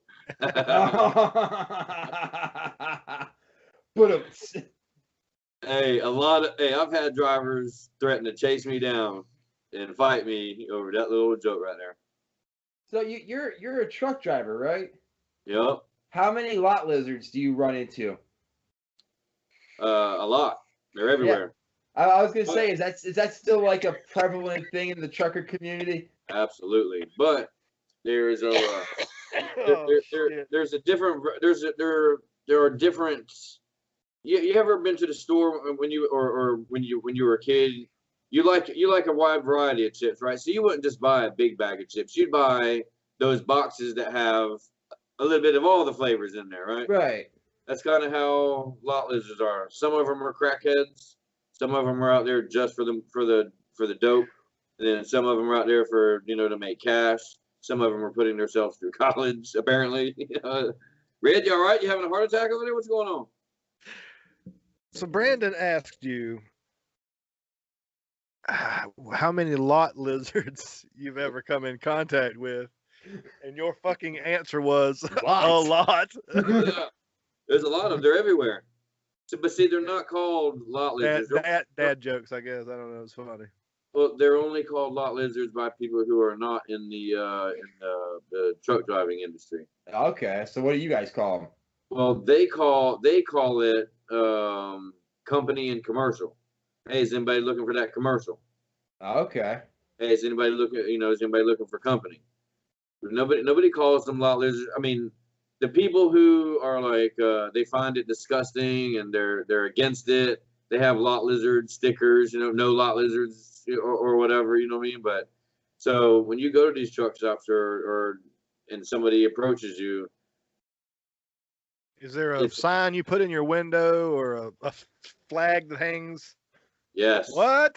There is a sticker that you put on your driver's side door. Some of them have the little, I always forget the actual name of it. That little triangle window in the front. Yeah. Yeah, so they'll put that sticker, no lot lizards, and it's just a lizard that looks like a human woman with a circle in the Yeah. glass through it. But yeah, I've had them step up on my damn steps in my truck and try to sell me a piece of pussy. I've even had them try to. Now this, you got to be a salesman a little bit. You know what I mean? You're out there selling. You're selling a service. I'd imagine so. Yeah. So this chick popped up and was talking to me and had the biggest cold sore on her lip. All I could think of was what a poor business decision that was. Here, you know, I can't even hear your prices. You know, I mean your combo specials because I'm looking at that fucking big ass cold sore on your mouth. She had combo specials? Yeah, of course. Did it come with a drink, or you had to buy a drink separate? Well, I mean, you know, that's $2 extra. Well, I mean, there's some drivers that do no insertion. Everything's just like skin to skin, you know, deal between the thighs. You know what I mean? What's the point? Like, why would you pay? I'm assuming it's not a cheap. Like, it might be cheap, but not like discount prices cheap. Sir, Well, I mean, like why would you pay to dry hump somebody? well, I mean, you don't have to. I mean, you can spit on it. I don't know. It just seems like a waste of like. I feel like I could just rub one out and get the same feeling as like rubbing up against some. I'm gonna keep calling them a lot lizard because I'm not in the community. So it's like some scaly ass fucking lot lizard. I don't know. But think about what you just said, and Red says the same thing. So what you're saying is, and I'll tell you the story about Red and I were having a conversation about a pocket pussy, and or sex toys, and he is adamant that I don't need that. He's not against it, but I'm good at what I do. Okay. Yeah, I'm good at what I do. But here's where it gets. Nobody knows me like me.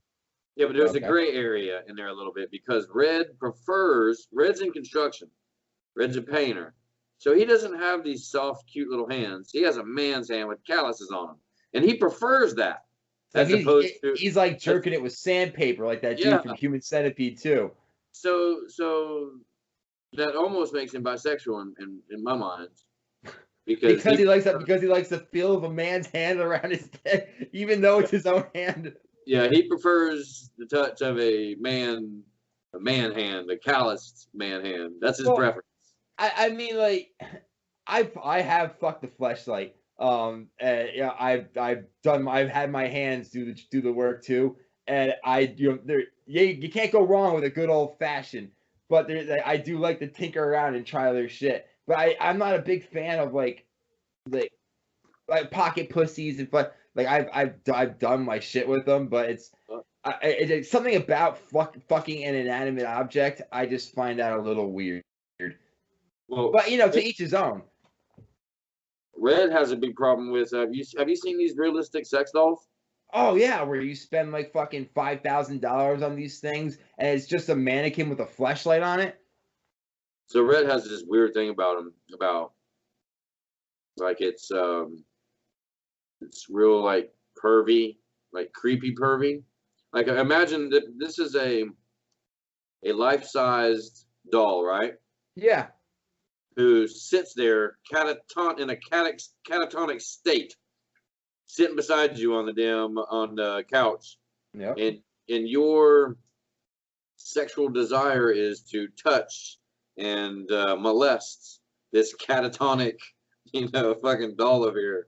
What does that say about somebody who buys something like that? I have always said that the real dolls, I believe that they call them real dolls, is that's one step away from becoming a serial killer.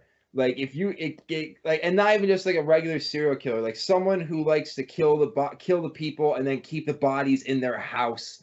Like something out of like the house that Jack built or some shit where they just fucking prop them up in weird positions and shit. Yeah.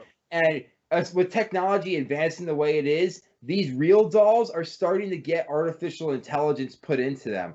So it's like it's not enough for your fleshlight mannequin fucking human substitute to like maybe vibrate or whatever. Now it's gonna have some form of intelligence to it. So it's gonna be nagging me like all the Like, at what point in time is my fleshlight gonna say no? So then am I gonna get arrested for fucking my fleshlight even though it said no to me because it's not giving me proper consent? Why does my sex toy need to have intelligence? I've come across some information that would suggest that these artificial intelligence sex dolls are all going to turn on you and become soldiers. Wait. Look. Yo, what's up, everybody? It's your boy Johnny Paycheck coming at you from the dirty Duval. It's a great day here in the Sunshine State, so I wanted to jump on and tell you to quit wasting time going to smoke shops and jiffy stores to get your smoking materials. Enjoy your day and have that shit sent right to your house. Keep it simple, stoner. Stop spending all your De Niro, Scratch, Skrilla, whatever you call it, on all that shit too, and go to dollarblazeclub.com and use promo code CWPR25 and get 25% off. That's the highest discount you'll see anywhere. And if there's one thing the Red knows, it's how high. 10 votes.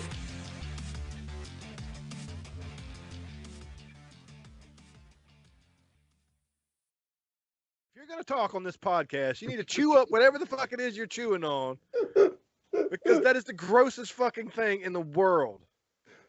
All I hear is.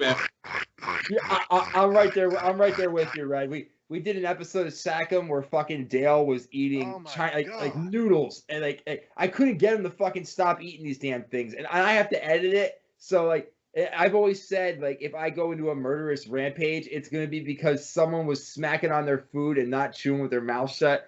I can't do the fucking noise. So like when he did that shit editing, I can't hear you, Paycheck. It ain't bothering me, but it's because Red's so extra. He's my god! I can hear the shit. Huh? I can hear the shit. No, you cannot. Yes, I can. You don't even know what I'm eating. I don't give a fuck what you're eating. I can hear what you're eating. He's off. Fucking disgusting, man. Like first of all, you're the first person I've ever heard use the phrase "he is so extra" in real life. I still don't know what the fuck it means. I'm not extra. It means he's that was a bit flamboyant. That was a regular reaction. He can't even talk because of the food in his fucking mouth. Stop! You're gonna make me choke on my food. Chew the shit up, man. Oh shit! Fuck. Listen, I don't know how y'all do it over there in West Virginia, but let me show you the magic. Oh, the Chick-fil-A. The Southeast, son. There's Chick-fil-A up here, man. Everywhere around here. It's not that great. Well, what do you mean it's not that great? How dare you? Oh, you better not talk about Jesus' chicken like that. That's an abomination. I mean, it's good. It's not that great. I like Zaxby's a little more, but I mean, Zaxby's is good chicken. See, you can tell the area that you live in depending on is there a Chick-fil-A in the area or is there a Zaxby's in the area. We got both of them. Yeah. I've only lived in North Carolina for 2 years, and before that, I was in Connecticut, and the only things up there are McDonald's, KFC, a Taco Bell mixed with the KFC, and a Burger King. That's fucking it. So when I came down here, it was like, I can show you the world, but for fast food. Yeah, so you and Red have a lot in common. I mean, y'all both come from podunk towns from up north. Both of y'all Yankees.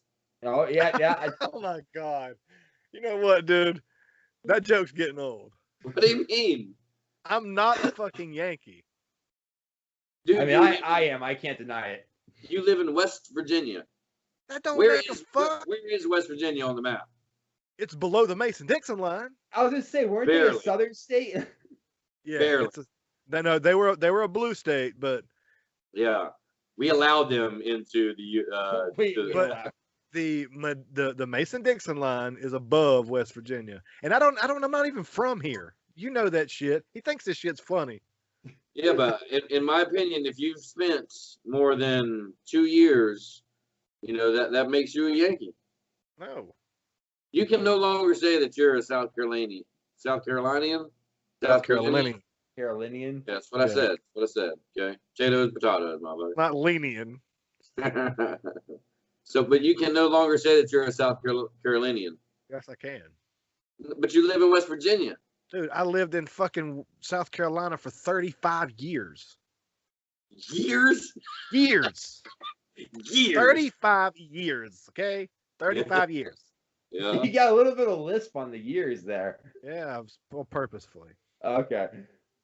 Well, yeah, I'd still consider you a Carolinian. Like that if you weren't, that would be like Madonna going to the fucking UK for a year and then coming back with a fucking British accent. You know what I mean? Like, yeah. If you spent a majority of your life in a location, I kind of feel like that's where you're from. Like, I'm Branden, a fucking Yankee for life, because I spent like almost 20 years in Connecticut. Yeah, I come from South Carolina. I wasn't born here, so I'm from South Carolina. Where are you registered to vote at? This motherfucker right here. That's a big deal to change your voting. It's a big dildo, huh? It's a big dildo. I'm registered to vote here. I was registered to vote in South Carolina. When I lived in North Carolina, I was registered to vote there. No, that is not true because you only lived in North Carolina for like 6 months. Don't you dare tell me that in that 6 month time span that you registered to vote. You are not that responsible individual. Are you kidding me right now? Damn. He's fucking all over you today, man. So wait, so you voted? Change of address, you do all that shit at the same fucking time. So you voted in a state to where you had only lived for 6 months, had no idea of the state's policies. I was doing my civic duty. I know, but you didn't know the civics in that. I seen the motherfuckers politicking in the area I lived in, and I went and fucking voted. You was like, well, that's a nice sign. I think I'll vote for him. Yeah, it's a lot of colors in that sign. I think I'll vote for that guy. Like, you know what? I like the tie that guy's wearing. He looks like an honest guy. I'm going to vote for him. Yeah. Did you vote in the last presidential election? Me? Yeah. Yes, I did. What about the prior administration? Yes, I did. So you're an avid term voter? I wouldn't say avid. I'd say I was a regular. I'm not avid. No. How do you like your coffee? 3 creamers. You like it 2 with ice? creamers. 2 creamers, 3 sugars. Why? And ice.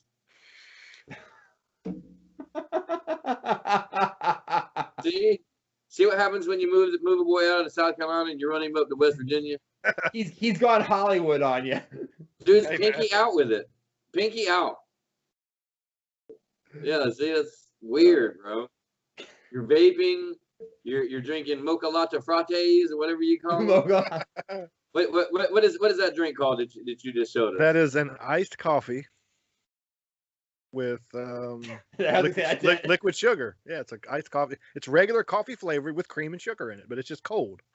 It's not like all dressed up with all kind of other crazy shit. It's fucking regular iced coffee with cream and sugar in it. It's just cold. Okay, what's the just off the top of your head? What's the current temperature in West Virginia right now?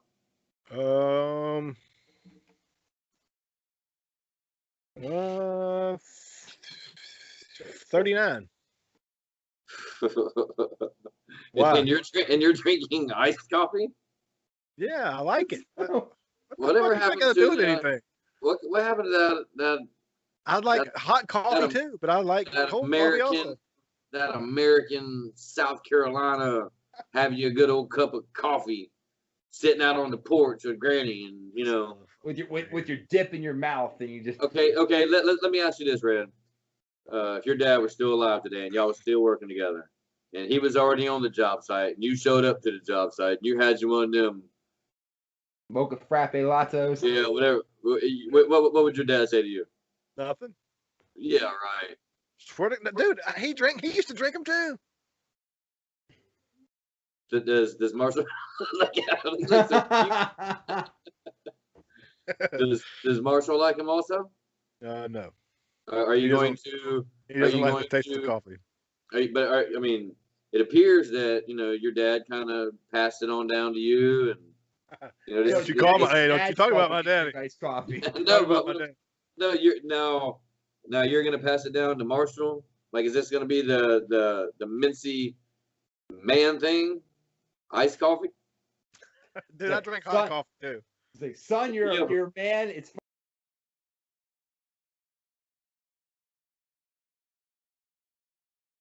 then we're gonna walk our Shih Tzus and I drink hot coffee. He said Shih Tzus. Hey son, let me show you how to change this tire. Hold my iced coffee. hey man, don't feel bad, Red. Like, I don't even drink coffee, man. I never really. Whoa, wait a minute. You don't drink coffee? No, it's not a taste thing. It's a practicality thing because I wake up and I've got energy, so I never really saw the need to get anything to like perk me up in the morning because I'm already fucking at it. You know, it takes me. Yeah, like are you maybe on 5 Adderall? What's that? Are you Oh, on I- Adderall right now? No, man. Are you one of those kids? Nah, fuck that shit, man. Like, even trying to do that shit to get high, I didn't see the fucking point in it, man. No, like I don't drink. I don't drink coffee. I don't smoke cigarettes. I don't drink booze. Like if I didn't smoke weed, I'd be straight edge at this point. But that's also from like having a history of hardcore drug use in the past. I had my fun. Yeah. Well, that's pretty good that you've been able to kind of, put an umbrella over it at your age. A lot of people don't get that until their upper 30s, early 40s. Well, I've seen a lot of people fall off on shit, and it kept me away. Like I never really liked opiates and pills because I saw a lot of my friends fall off on it. And the only reason I stopped doing coke is because I moved away from Connecticut. This fucking guy over here. Yeah, I moved from Connecticut down here, and that's what stopped me from doing coke. I don't know anyone here that does it, and I don't have a need to search for it. It'd be pretty easy to find though if you really wanted to. Arguably, it would be easier to find it here than up in Connecticut. Yeah. Yeah. But I'm not a very social person, so I don't like to walk up to people I don't know and just like, hey, so you got that software there? You got some of that stuff? Like, That's what You are 30 minutes from Fort Bragg and oh Fayetteville. yeah, I could get it like that if need be. It's just a matter of talking to people. Like I've only got the only reason I know Dale as my weed connect is because I went to his house on a job and fucking he was smoking a blunt while I was working and he passed it to me and I hit it. And then he's like, well, if you need this shit, I can fucking get it for you. I'm like, well, what a coincidence. I do happen to need something. And Is it okay to tell people that Dale's a drug dealer? he don't mind it. We talk about it on the show all the time. So y'all call him Dale the drug dealer? Well, he's not a drug dealer. He's just a dispenser. Is there any way that you can ask him if we could interview him as a drug dealer? I don't see why not. I mean, if I can get his ass over here to record, he hasn't been over here in like fucking 3 weeks to record anything. So I'm getting I'm getting him here tomorrow, hopefully. That was a little cute that you included yourself, but I meant just him. Oh, I know. I know.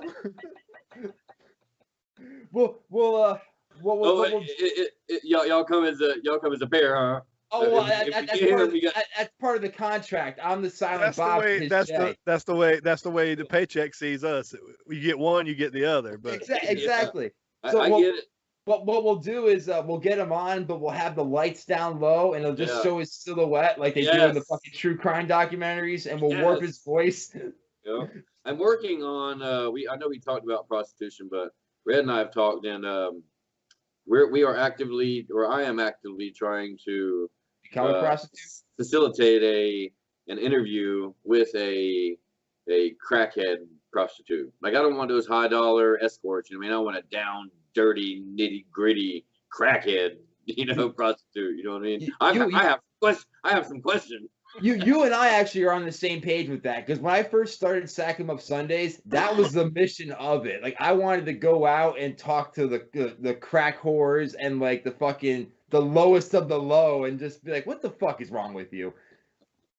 So I'm there with you. Like if Craigslist didn't get rid of their fucking prostitute looking web pages and shit, I would have been already putting ads out. But like I just want to I'll pay you $50 not to touch you. I just want to talk to you for an hour. Yeah, I'm a weird guy. and I want to record it. Yeah. But I mean, I want my money's worth, so I don't want to pay them just to come and talk. Okay, yeah, you guys come over here and we'll talk, but I want you to wear like a clown outfit or something fucking really out there and weird. Just so they're like, what the fuck am I walking into? Well, it depends, if see if I can find like not a seasoned crackhead, but maybe somebody who just fell on some hard times a little bit. Not like a full blown crackhead. Somebody who, still judges themselves unfairly. You know what I mean? Like somebody who the recreational crackhead. Well, no, I mean it's like I think once you're a crackhead, you're a crackhead. But I think that there are levels of crackticity. I think you go through the denial stage, and I'm not a crackhead. I just party. I'm a partier.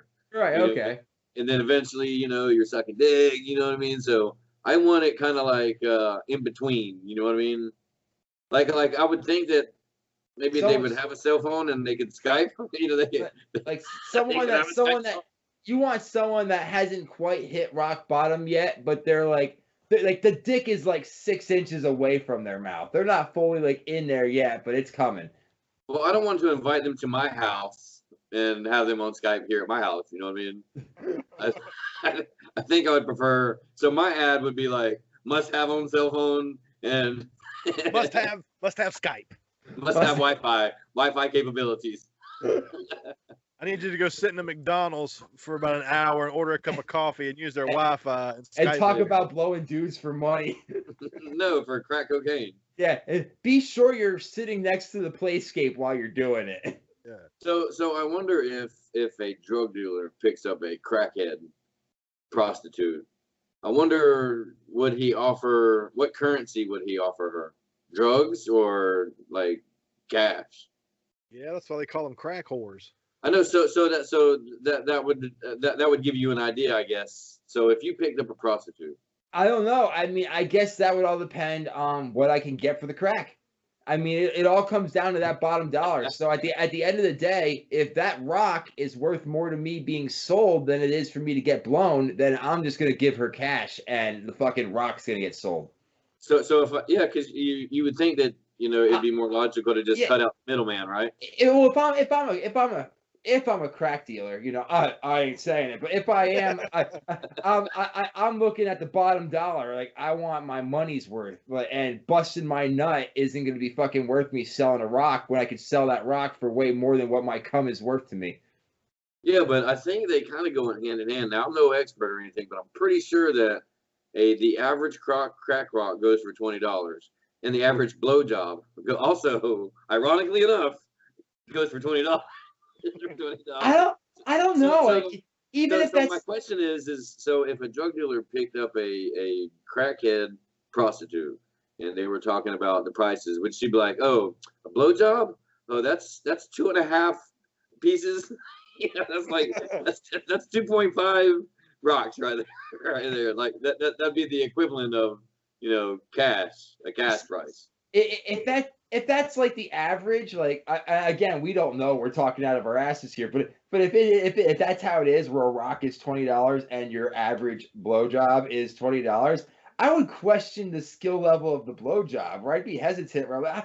I feel like I should be giving you more to get my dick sucked than $20. Well, I mean, tips are appreciated. yeah, I'm sure. And you'll get one. Trust me, you will. I mean, if they have a card reader, you could, just oh yeah, leave a tip on the card. You know what I mean? Well, see, because I see the girl getting in. They're having the conversation about the bartering system that they're fixing to become involved in. So let's say that she gives them a cash price.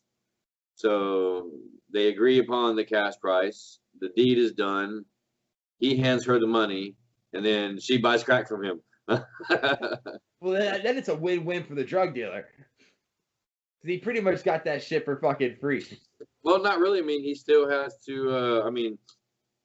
He might not be the man. He might be You know. Yeah, but even if he's a middleman, no self-respecting middleman is not going to do anything for free. He's getting his nuts somewhere. If he's not, then he's a fucking idiot and needs to quit the game. It reminds me of that Grand Theft Auto, that San Andreas, when I used to pick up prostitutes, go park and watch the car bounce up and down, and then when they get out, I run them over and get all my damn money back. See, that's where we differ. I would just let them get out and go on about their lives. Like, she's got a virtual child to feed. You don't know. Yeah. While you clean yourself up in that car while she's walking away. That's right. I remember she's got a virtual light bill to pay. I'm gonna just let her go. Exactly. I mean, they all have lives to live. You know, who am I to take it away? Am I the only one that it took some time realizing that I have to take this girl to a secluded area before the car starts rocking? No, like I did it with the Grand Theft Auto 3 when that first came out, because that was I first got told that you could do that shit with hookers.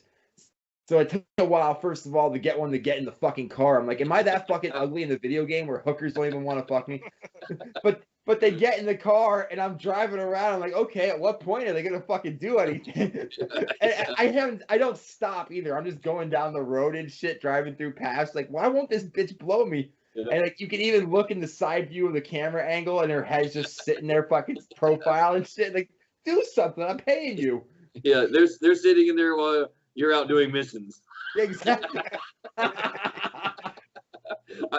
I am fixing to take you on the deadliest drug transaction in San Andreas. It's like that movie Collateral, except instead of a cabbie, it's a fucking prostitute that Tom Cruise is picking up. Yeah. Damn it, that would have been a whole lot funner. You know, that I mentioned earlier that I used to shoot somebody immediately and then run from the police. I should pick up a prostitute, then shoot somebody, and then run from the police. Just take them with you on this journey. Yeah. But it took me a minute, because when she first got in, I pulled over on the side of the road, and kind of the same thing you did. I moved the view around to where I was looking in the car, and both of them were just sitting there. You know what I mean? Nothing going on. And then I think I drove looking straight forward. Yeah. Yeah. I'm only imagining that her hand is at least over there giving me a little handy while I'm riding down the road. But it wasn't until I accidentally ended up in a parking garage that I actually saw the car, you know, bouncing up and down. Yeah, but all right, so check this out. So I think we've got about 4 hours of 3 hours. 3 hours and 20 minutes. All right, so we're gonna wrap this one up. You've been listening to the Conversations with Paycheck and Red podcast. Check out Paycheck and Red on Facebook at Paycheck and Red, Instagram at Paycheck and Red podcast, and Twitter at Paycheck and Red. And don't forget, paycheckandred.com, where you can buy merch, you can subscribe to the podcast, and you can listen to the podcast. Hey folks, Big E here with some breaking news. My podcast, Karaok Big E, was just named the #1 karaoke podcast of all time. Don't believe me? Well, you shouldn't. That category definitely does not exist. My co-host Kevmo and I are in a league of our own when it comes to podcasts. So why don't you check out the world's best, well, probably only, karaoke podcast, Karaok Big E. You can find us on Apple Podcasts, Google Play, Stitcher, or wherever else you get your podcast, or you can check us out at karaokebiggie.com. Come on by every Tuesday and give us a listen. And remember, you can't be a star if you don't shine.